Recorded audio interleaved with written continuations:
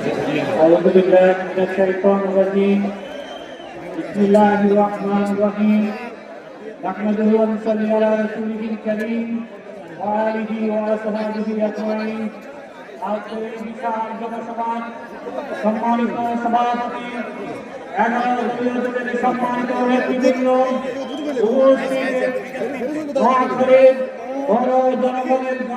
জনগণ বিশেষ করে সাংবাদিক নিয়োজিত জনশক্তি আসসালামু আলাইকুম ওয়া রাহমাতুল্লাহি ওয়া বারাকাতুহু। আমরা জামাত ইসলামী বাংলাদেশের ইশতেহার থেকে জানি সংগঠন সিদ্ধান্ত নিয়েছে যে পাবেন তার মূলকে ইশতেহার প্রকাশ করেছেন। সেই ইশতেহার অনুযায়ী দেশের দুর্নীতি মুক্ত হবেন, শোষণ মুক্ত হবেন, একটি সুন্দর সমাজ গঠিত হবেন। আমি তার ছোট্ট একটি এক্সাম্পল বলে শেষ করতে চাচ্ছি। আমাদের দেশে যখন কোনো উন্নয়ন বাজেট হয়, বরাদ্দ হয়, তখন সেই বরাদ্দ বাজেট সার আনার জন্য মন্ত্রণালয় 30% ব্যয় করতে হয়। আর যখন সেই উন্নয়ন বাজেট সংশ্লিষ্ট এলাকায় আসেন, তখন সংশ্লিষ্ট রাজনৈতিক দলের নেতৃবৃন্দকে 30% চাঁদা দিতে হয়।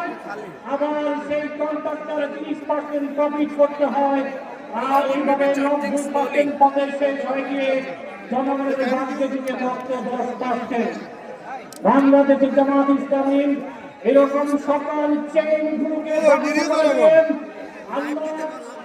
আল্লাহ শাসন প্রতিষ্ঠা করার মাধ্যমে সমাজকে এরকম চেইন মুক্ত করেন, শোষণ মুক্ত সমাজ উপহার দিতে চায়। আমরা চাই বাংলাদেশের সীমান্তে আর জুড়বে না। মেধাবী ছাত্র পড়ানোর মতো কোনো বিশ্ববিদ্যালয় করতে সে লাশ হয়ে মায়ের কাছে ফিরে যাবে না। স্বাধীন মতো বিপ্লবী নেতা যুগে যুগে গল্প হয় প্রতি বয়, তার মতো বিপ্লবী নেতাদেরকে নির্মূলতার শহীদ হওয়ার পরে কালো হাতের ইঙ্গিতে তার বিচার করা হচ্ছে না। আমরা তা জানি। 11 দলীয় জোট ক্ষমতা দেওয়ার মাধ্যমে সকল হত্যাকাণ্ডের ন্যায় বিচার প্রতিষ্ঠা করবে ইনশাআল্লাহ। সেই সংগ্রামে আপনাদেরকে এগিয়ে আসার আহ্বান জানিয়ে আমার কথা শেষ করছি।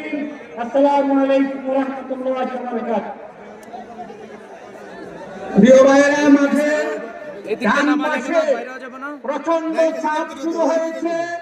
আপনাদের প্রতি বিনীত অনুরোধ থাকবে আপনারা একটু পশ্চিম দিকে চাপেন। এই জায়গাটাতে চাপ সৃষ্টি করবেন না।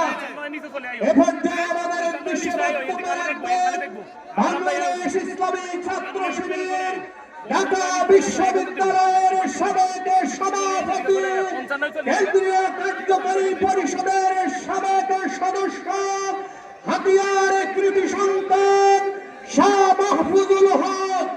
এ পর্যায়ে বক্তব্য রাখবেন জননেতা শাহ মাহফুজুল হক।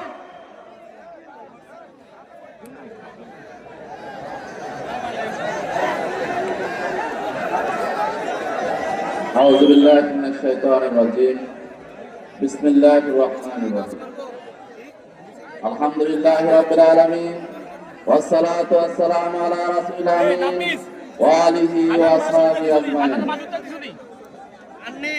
11 দলীয় জোট মহাখালী জেলার উদ্যোগে আয়োজিত আজকের এই বিশাল নির্বাচনী জনসভায় উপস্থিত আছেন বাংলাদেশ জামাত ইসলামী কেন্দ্রীয় মজলিসে শুরার অন্যতম সদস্য,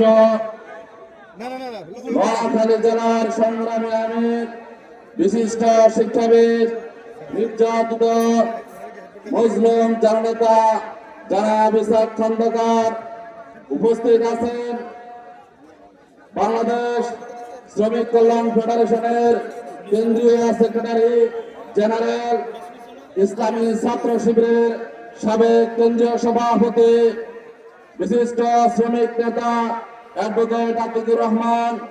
উপস্থিত বাংলাদেশ জামাত ইসলামীর নেতৃত্বাধীন 11 দলীয় জোটের নোয়াখালী 6টি আসনের সম্মানিত মনোনীত সংসদ সদস্য পদপ্রার্থীবৃন্দ, উপস্থিত বাংলাদেশ জামাত ইসলামের নোয়াখালী জেলার সম্মানিত নেতৃবৃন্দ, বিভিন্ন দলের সংগ্রামী নেতৃবৃন্দ, প্রিয় সাংবাদিক বন্ধুগণ, সম্মানিত এলাকাবাসী, প্রিয় নোয়াখালীবাসী, আসসালামু আলাইকুম ওয়া রাহমাতুল্লাহ। আমরা আল্লাহর শুকরিয়া আদায় করছি যে মহান রব আমাদেরকে গত 17টি বছর ওই আওয়ামী জাহিলিয়াতের জুলুম অত্যাচার নির্যাতনকে মানিয়ে আজকে এই নোয়াখালী জেলা স্কুল ময়দানে এই বিশাল জনসভায় উপস্থিত হওয়ার জন্য এবং জনসমাবেশ করার জন্য তৌফিক দিয়েছেন সেই মহান রবের কৃতজ্ঞতা জ্ঞাপন করছি আলহামদুলিল্লাহ। মানবতার প্রধান শিক্ষক নবী হযরত মুহাম্মদ সাল্লাল্লাহু আলাইহি ওয়াসাল্লামের প্রতি দরুদ ও সালাম পেশ করছি সাল্লাল্লাহু আলাইহি ওয়াসাল্লাম। শহীদ আত্মার সর্বোচ্চ মর্যাদা কামনা করছি। বাংলার জমিনে ইসলামকে, ইসলামী আন্দোলনকে বিজয়ী করতে গিয়ে যারা ফাঁসি মুখে ফাঁসির রশি বরণ করে নিয়েছেন, যারা বাতিলের কাছে মাথা নত করেননি, আমাদের সেই আমির জামাত, সেক্রেটারি জেনারেল সহ প্রিয় সংগ্রামী নেতৃবৃন্দকে আমরা স্মরণ করছি।